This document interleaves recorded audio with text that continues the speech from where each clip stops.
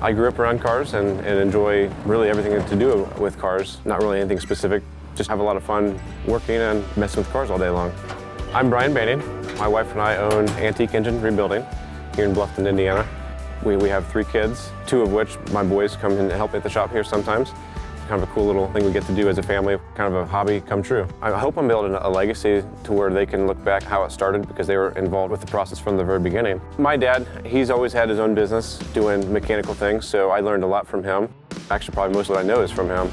Just the way that we get to work together still, and he helps out when he can, is really kind of an influence to keep this going and build and develop the legacy for my kids as well.